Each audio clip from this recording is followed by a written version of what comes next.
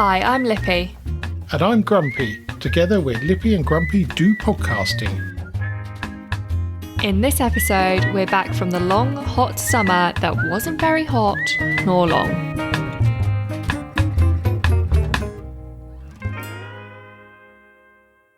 Now, Lippy. Hello. We're back. We're back. After the long hot summer. Well, after the long hot summer that wasn't very hot and actually wasn't that long. Yes. Yeah, September and autumn seem to have come out very quickly. Yeah, they have. We had a cracking month, actually, all told. You did. And I was thinking about this, and I don't think it's right to explain all that went on for various holidays, because it's a bit like having to go through somebody else's holiday photos, but through a podcast, which is not good. But I think there's a couple of things that need to be stated. Funny stories. So the first one, not that funny, actually. We started the week before we went away with a breakdown on the M25. Quite a long breakdown on the M25, wasn't it? It wasn't too bad, but it was a reasonable amount of time. But we had two more since then. Yes. So campervan broke down, split a hose on the A31 at Ringwood, blocked one lane on a Sunday night, which doesn't make you too popular. No, oh God, no. And they kept sending recovery vehicles that were too small, which was a bit of a nuisance. But we got it home eventually, and I managed to effect a bush repair so that we went to Wayfest the following weekend, which seems to have held all right. But it's going into the garage because I can't reach the other end of the hoses. So you've done a little bit of a bodge job. A bush repair, I like to call it. A bush repair until it can be properly fixed. That's right. And there's a few hoses on there that are probably as old as the van, which is coming up for 20 years. So they're well due for replacement. And the other odd thing I did while I was away, which you may have seen if you've looked at our Facebook page, is I bought a pipe. You did. I bought a thinking pipe. Yes, absolutely. You're not the first to say that. I got it because I think it looks quite sophisticated. I have no intention of filling it with tobacco and smoking it. But I tend to chew biros when I work, which is not very good. So actually, going on a pipe. But it does need a good clean because it does taste of old stale tobacco. I do kind of like that smell, though. Is that a bit weird? No, it's not. No, our next door neighbour often does gardening with a pipe on the go, and that it is quite nice, I have to say. But second-hand, very old smoke in the pipe, probably not very good for you apart from anything else. No.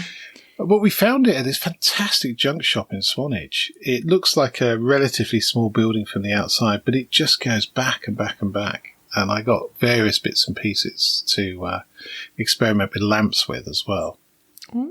And most importantly, actually, I'm not going to tell you what it is. What I'm going to do is I'm going to post it on Instagram, a picture of it, see if people can guess what it is. And I've been looking for one of these for a long while, and I'm very, very pleased with it. I'll have a look, see if I can guess. Yes, I don't think you saw it. I didn't know. Not that I remember anyway. I don't remember hearing you get very excited about a random thing other than the pipe. So, well, the problem is I bought it at the same time as the pipe, so there was a lot of excitement in the pipe trumped it slightly. The pipe trumped it slightly. It's more visual. The other thing we took part in last weekend, bank holiday weekend, was Minis at Goodwood, which is a fundraiser for the Italian Job, which is an event we've done twice now. And it raises money for various children's charities. And the last one we did, and Sunday's event, was for ButtleUK, which is a superb charity that helps families and kids in dire straits, basically. And the way that they're funded is that all of the money that we raise will go to the kids. No administration costs come out of that at all. And that is brilliant as far as we're concerned. The event raised £8,500 for Buttle, which is cracking. There was 140 minis there of various ages. And it comprises of a navigational trip, either in the morning or the afternoon. They split us into two groups. And then you have a few drives around the track, which is very pleasant. And then they have this auto test thing. So you have to do...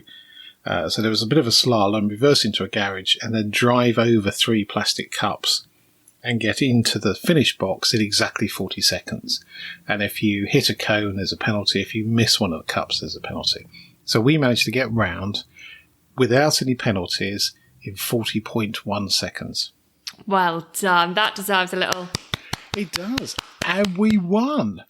Well, I'm not surprised if you did it in 40.1 seconds. Yeah. Well, somebody else did it in 40.1 as well, but they missed one of the cones. So that put them out of contention. So we were very chuffed. So that's the second time we've won that. So second time that event's run, and we've got both trophies. So that was impressive. Yes, you won't be invited back next year. Well, as the chap that runs his dad says, you're going to be nobbled next time. Yeah. I did it with full stig mode, of course. So we left the line with both wheels spinning and squealing as we went into the slalom, which somewhat shook wife of Grumpy. Yeah, I can imagine she wasn't too impressed with that. No, not at all. Anyway, talking of fast starts and epic engineering, which I'm always on the lookout for. Always. I found this thing on Facebook called Thunderbuggy, which describes itself as the world's fastest jet-powered Amish buggy. Amish or Amish?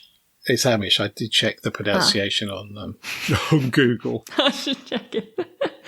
Amish sounds funny. It's based, if you take a four-wheeled cart that would have been pulled by a horse, very popular with the Amish community. What this guy's done is obviously reinforced it a bit, but it's basically the standard wheels, and it looks completely stock from the outside. He's stuck in it a Boeing 502-12 jet engine. I have no idea what that means, but the fact it's a jet engine, I mean, you would think meant it went very fast. Yeah, definitely. Guess what the top speed is? Like 30 miles an hour? 30? Yeah. No, it's a bit faster than that. It's 60 miles an hour. Ooh, which is enough, fast. I would think, to be scary. Buggy. Yeah. Well, on little wooden wheels, I would think that's probably quite terrifying. So I'll put a link to the Facebook page. It's an American, obviously, because it's mad engineering and an Amish buggy, yes. What interests me is it says it's the world's fastest, which implies there are others. Interesting.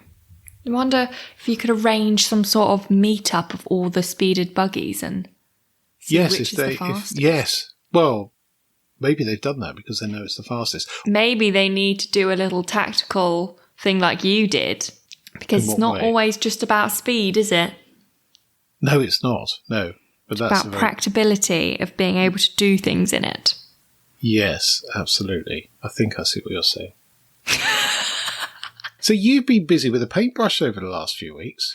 I've been so busy. To be honest, it didn't take me that long. I was quite impressed with myself, to be honest. Yeah, I have to say I was very impressed as well. Yeah, so I think what happened is I painted the upstairs bedroom, and that's where I did all my practicing, because I was painting mainly white.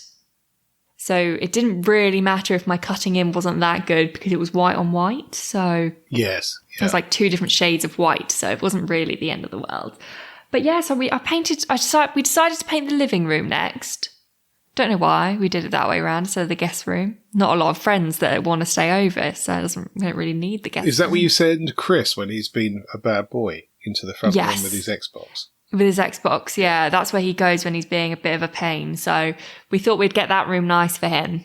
So we painted it. So we've gone sage green on all of the walls. Very happy. And my cutting in was absolutely spot on. There is there are smudges, but they're so tiny you can't see them. That's very good. Very good indeed. Yeah. So yeah, double coated that. Excellent. Yeah, I was very happy with myself, to be honest. What I've been slightly less impressed with, though, is your measuring ability.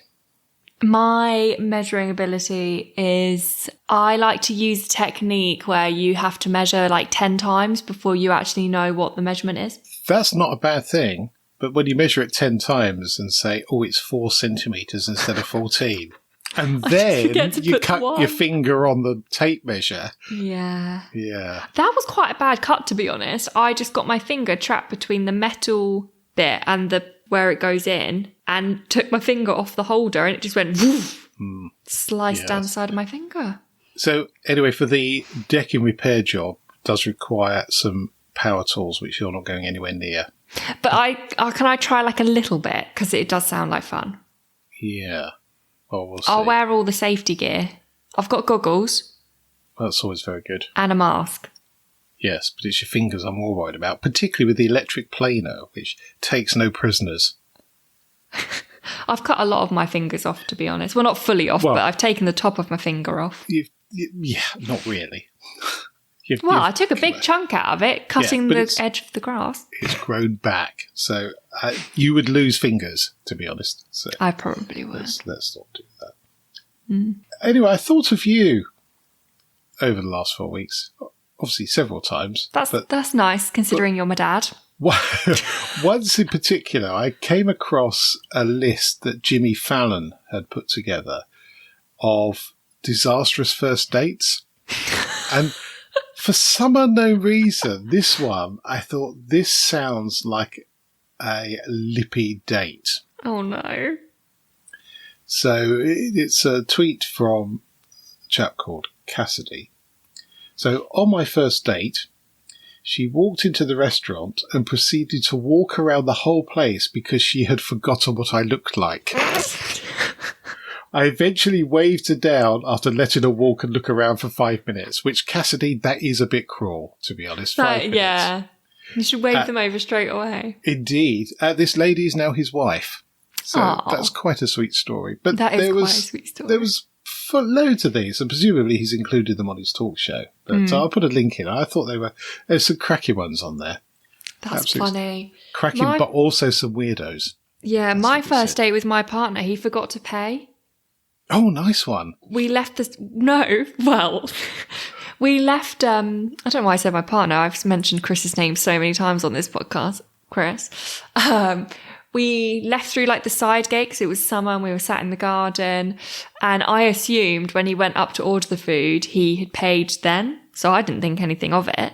So yeah, we left out the side gate. Then I get a message the next day saying, oh, I forgot to pay, so I'm going to go back. Oh, no. And obviously we'd only just met each other and he didn't want me thinking that he did that a lot. So he went back and paid. Yes, I should hope so too. The restaurant really did not care. No, well, as long as he went back, that's absolutely fine. Yeah. The second date I had with now wife of Grumpy, we went to a Chinese restaurant in Reigate, and we were the only two people in this massive restaurant. Oh, God. And for the first and only time, wife of Grumpy decided to eat a duck pancake with a pair of chopsticks. Was she trying to show off? Yeah, and she managed it, and I'm trying to do it, and there's bits of duck flying out the pancake, there's sauce over the tablecloth, it's just ridiculous. So, yeah, it's best not try and impress people with chopsticks, to be honest, unless you know what you're doing. Yes, I'm not sure duck pancakes are meant to be eaten with chopsticks. I don't know. And there wasn't anybody else in the restaurant to say... Have you seen this new technique of eating a duck pancake on a... Side note, is you stab the duck on the fork with your spring onion and your cucumber, if you're having it. No. Dunk it in the sauce, all on the fork. Then you hold the pancake over your mouth and then you shove the fork into the middle of the pancake. So it's like making a dumpling, but all into your mouth. That's interesting. Yeah, I think I might try it next time. I saw a video of it the other day and I was like, I need some duck pancakes now. I quite like the idea of making it into something that you eat so the bits don't fall out. Yeah, so it's all on the fork and then you just put the fork into your mouth with the pancake holded over your mouth. Held, I think the word is. But held, that's the one. Held over your mouth. Holded would do. Holded. I haven't spoken to many people over the last month. So my English you must have a lot of words to get out. I have a lot of words. A lot of words. That's why Chris has gone back to work. Oh, I see. Yes. Okay. So one of the things we've talked about is doing a couple of specials. Yes. And one of them is, and I've got a pile of books that I took with me to read on holiday, and I did read most of them, which was good. Well done. So one of them is about the film Jaws, which I've always loved. It's one of my top films. I love a shark film. Yeah, well, I don't like all shark films, but certainly the later Jaws, not so good. No. And Sharks in Venice is really so bad it's good type film. I don't think I've seen Sharks in Venice. It's worth watching just for I need to watch that one. Awfulness. Anyway, so I bought a book that I read probably 40 years ago about the making of Jaws. And it's very much set from, it was filmed on an island called Martha's Vineyard. And it's very much set from the islanders' perspective. And it's a brilliant read. There's some horrendous spelling mistakes in there, though. But generally, it's a very good read. And you get a feel for what the islanders were doing and making the most of this Hollywood juggernaut that turns up on their doorstep and are really overcharging at stuff like that.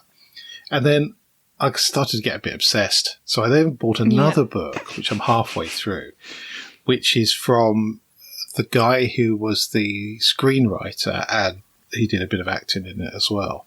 And he explains the process more from the producer's side of it than obviously the Islanders side of it. And then I've got a third book, which is just full of images and little notes on stuff, which is a massive book, which I'm looking forward to getting through that one immensely. So it has become a bit of an obsession, I have to say.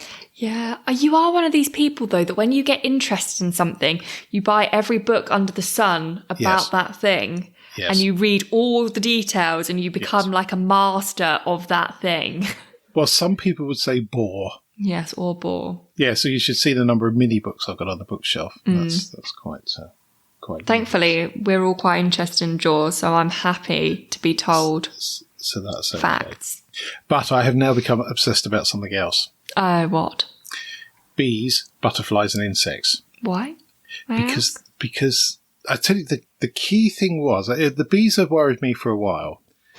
And no, seriously. No, I know. Sorry, it's just the way the bees have been worrying. They are worried. They have worried me. And now the insects are really worrying me. And it was a bit in Clarkson's Farm where he talks about 30 years ago, you would drive somewhere during the summer and your car would be splattered in dead flies.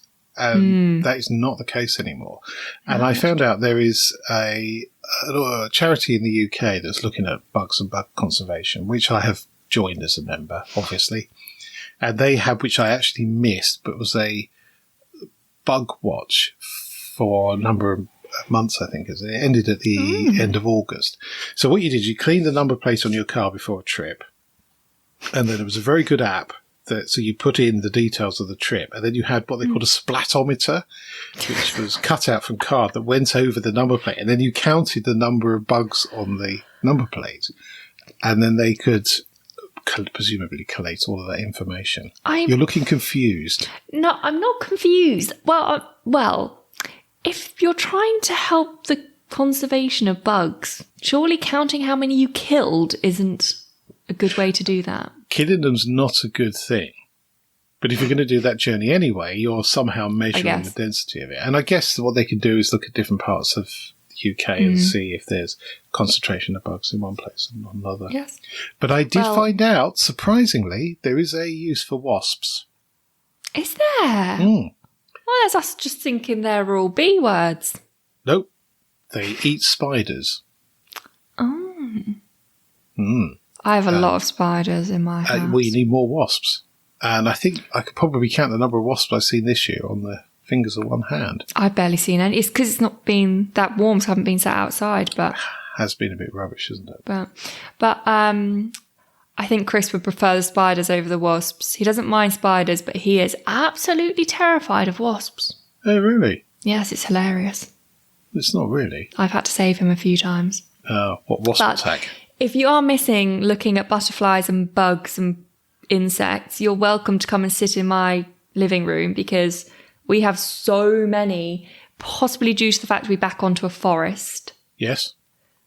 So they are just in the hundreds of butterflies during the day. We get so many. And then we get loads of little insects in the evening. So it's lovely. That's very good. That is really good.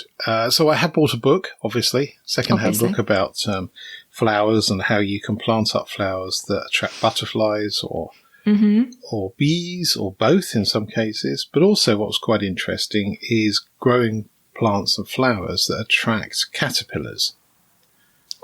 So butterflies will lay their larvae close to where there's food.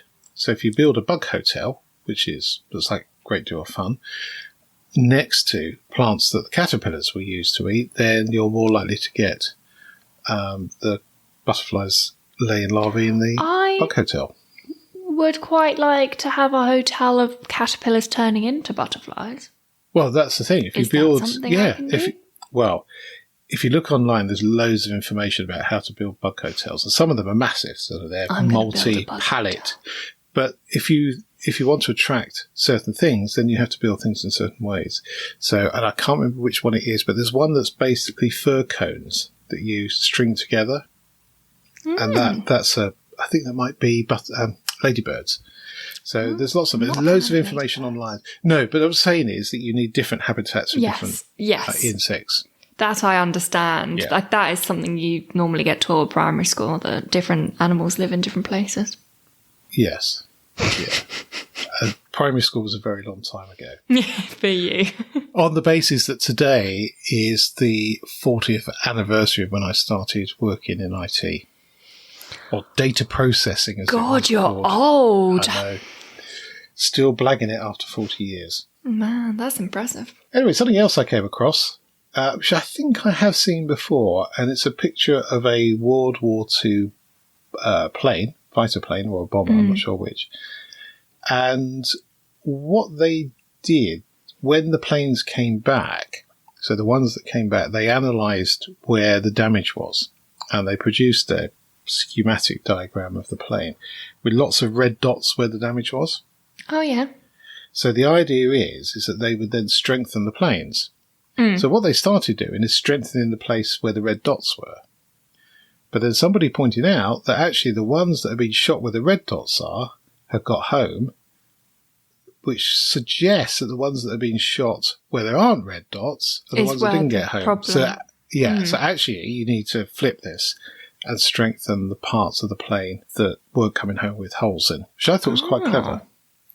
So I'll put a link to that. That is quite an interesting way of thinking about it. Another example, they call this thing survivorship bias, and they'll explain that in some detail in the article. But they also talk about World War One and the issue of helmets for soldiers. So they started giving them helmets, and the number of wounded soldiers skyrocketed, but the number of dead ones decreased quite dramatically, which suggests that obviously the helmet was doing its job, and whilst people were getting hurt, they weren't dying, which is That's good, yeah. quite an interesting thing. But what it's talking about is how correlation does not cause causation. No. Which is a thing over and over again. We've talked about this before. About massively. People. Yeah. So it's a very, very good article on that basis. So I recommend that. Yeah, that does sound interesting, that one. Now, we've talked about WD-40 a lot on here. Yes. For various things. If you'd like to sponsor us, we'll take it. Yes, WD-40. Well, actually, interestingly, or not, depending on how you look at it, if you look at Salvage Rebuilds UK YouTube channel, which I thoroughly enjoy, where they take cars that have been, have some faults with them, and then they rebuild them and flip them. So they've actually got a can of WD-40 with the guy who does the filming, his face on the front of it. They've done a special one for him, which is brilliant. That's great. And I think they've done only 2 or 3 of these, and they gave one away in a sort of raffle type thing. So yes, that would be quite cool. So have a Lippy and Grumpy WD-40 tin. And I came across a whole list of different uses for WD-40, some of which that I'd seen before. But this one I thought was particularly good. So if you're mowing the grass, and sometimes you do it when it's a little bit, obviously you don't because you've got AstroTurf. So this doesn't apply to you, so you don't need to listen to this. So you're using the mower, the grass is a little bit wet, and it tends to clog up on the inside, particularly if you've got a rotary mower rather than a cylinder mower. So what they're saying is that if you've got the inside clean, squirt a WD-40 and sort of whiz it all around the inside before you start, grass doesn't stick to it. So you don't spend ages tipping the mower on its side, cleaning all the grass off the inside, and then going again. Then realising you tipped it the wrong way and you've emptied half the contents of the petrol tank into the air filter, tip it back up again, it then smokes for 20 minutes because it's trying to burn off petrol. And I'm surprised there's not been a fire doing that. So I thought that was a great tip, but we'll put the other. That is a good tip. It is a really good tip. But there was loads and loads on here. What's the strangest thing you've used WD-40 for? It was to stop a shaving cut. Oh, yes. Which I think is where we started with this. Do you know what the strangest thing I've used WD-40 for? Go on. To get myself out of a skirt that I got stuck in Oh, with the zip. with zip. Yeah. Yes, good for that. It was very handy. I was in a full-on panic that I could not get out of this skirt. I'm impressed that you had some Until I WD-40 remembered. to hand. It was part of the toolbox that you bought me when I moved out. That would explain. Which has come in very handy because Chris doesn't own any tools at all. So that is our toolbox. He's not Mr. DIY, Chris, and that's not Mr. a criticism in the slightest. I'm Mrs. DIY. I do all the DIY, Yes, you do. which I quite like. Do. Still not Until I using hurt electric myself. planer. Not using electric planer, not going to happen. But what if I practice with a pretend one? How can you do that? Just hold something and go... "Mrrr." Well, you can make the noise. You can definitely make the noise. I'm allowed to cut with a sharp knife. Well, that's the best knife to cut with. To be honest, you're more likely to hurt yourself with a blunt one. True. That is true. We've talked about, fairly recently, about Zippo lighters and arson, or setting lights to things, and how many films involve a Zippo lighter from a gentleman that has not smoked at all, and which he then lights and then casually throws the whole lighter into the... well, whatever it is he or she wants to set a light, which seems very wasteful to me. We were watching a film called The Gentleman for the second time. Great this week, film. which is a great film. I mean, an absolutely stunning performance by... Matthew McConaughey? No. Hugh Grant. Oh, I know Got there in the end. Hugh Grant. I mean, just so outside of his normal characters. Yeah. Absolutely brilliant. And there's a scene in there where there's a bit of a torching going on. And you don't see the guy doing it, but you see the Zippo lighter, and then you see him lighting a piece of paper or newspaper, and then throwing the newspaper in the fire, walking away with his Zippo lighter. So once again, it comes down to the British to show the Americans how to do it. Yes. Don't throw Unless the you've whole got shares thing of in. Zippo. Don't throw the whole thing in. That's just bonkers. You have to buy a new one. Indeed. So the other thing we've worked on over the last few weeks is merch. Merch. We are branded. A mug turned up on the doorstep this morning. Just one. Just one, yeah. There should be some one more, mug. but there's just one. No sign of the T-shirts. So we've got a bit of fiddling to do with that. The logo's not quite big enough and it's not quite in the right place. But they're good old sturdy mugs. If you like a big mug... Proper mug. Proper mug. You'll like us. this. Yeah, good for builder's tea. Well, maybe we'll put that on the mug. Maybe we'll have one. And we've picked a company that has processing or production plants in many, many countries. So there's one point of ordering, and then they'll use the plant closest to the person receiving it. So that I thought was very good, rather than shipping it across from the States all the time, which a lot of these seem to do. Good local production. Yeah, so hopefully within the next month or so, we should have that up and running. Yeah. Which should be quite good. Be walking around with my shirt on. Yes, absolutely. So we'd like to try them before letting loose on the public. Definitely. So definitely.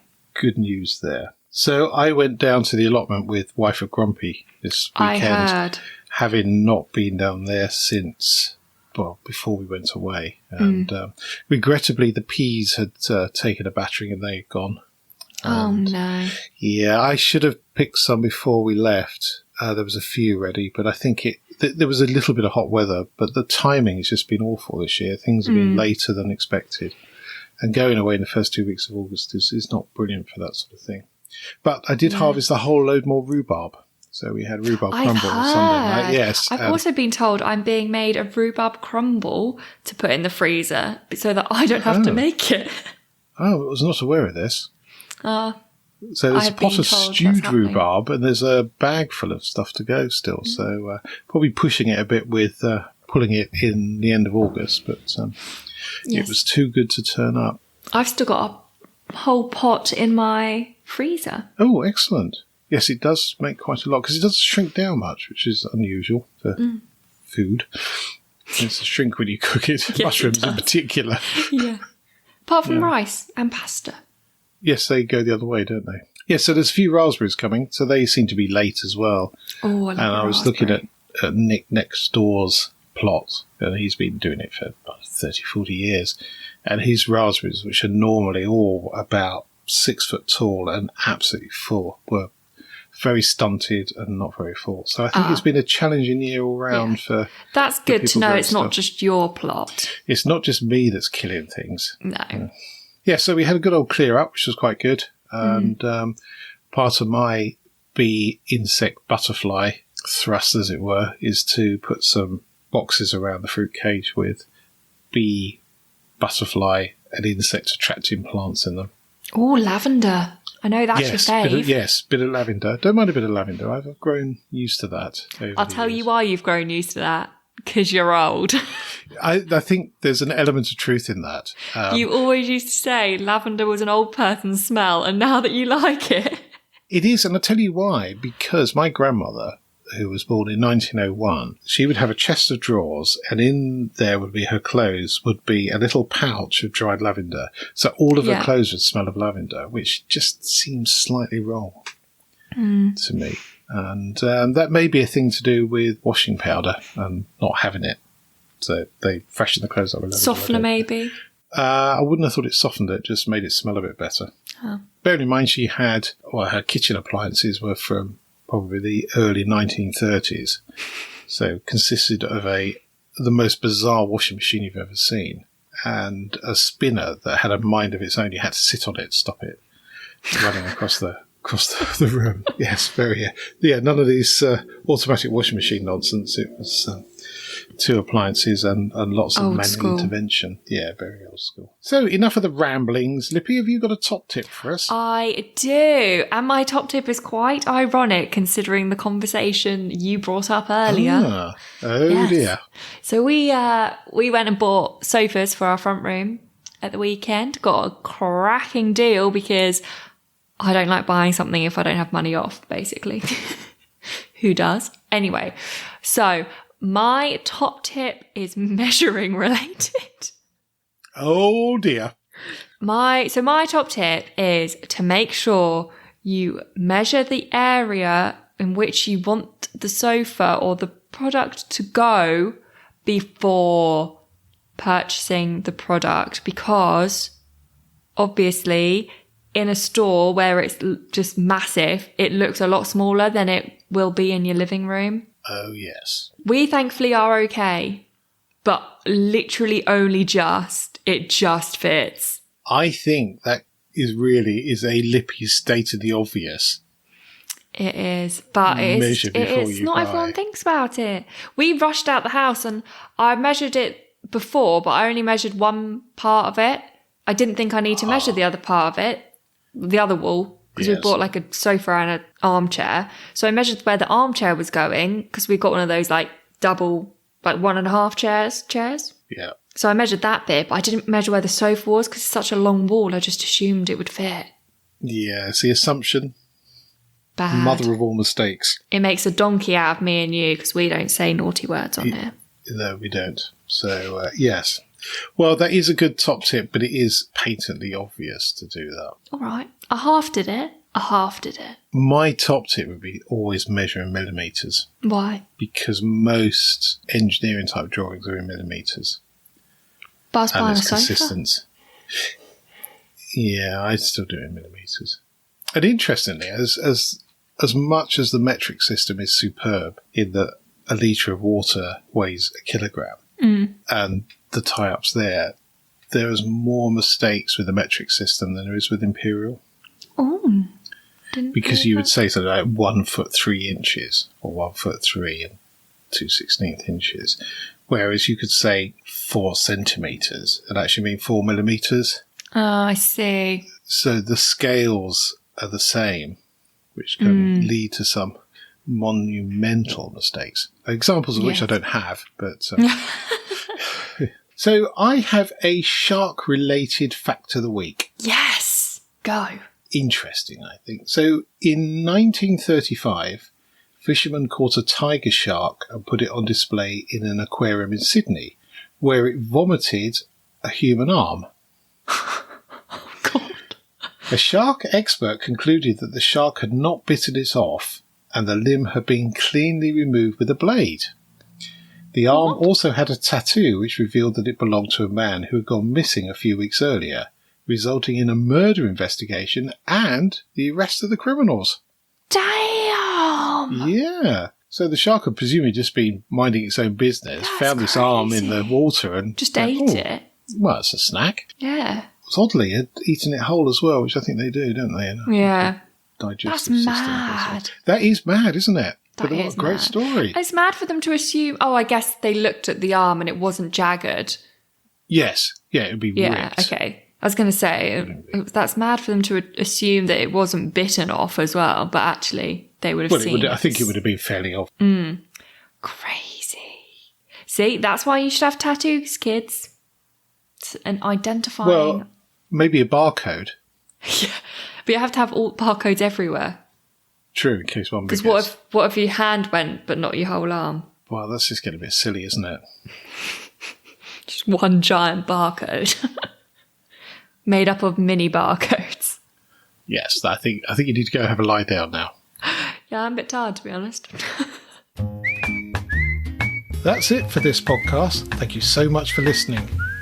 You can help spread Lippy and Grumpy's view on life by leaving a review on your favourite podcast platform. If you're not sure how to leave a review, or if you download from Spotify, there's some help at lippyandgrumpy.uk/review. And if you would like to get in touch, email podcast@lippyandgrumpy.uk. So it's goodbye from me. And goodbye from him. Goodbye. Bye.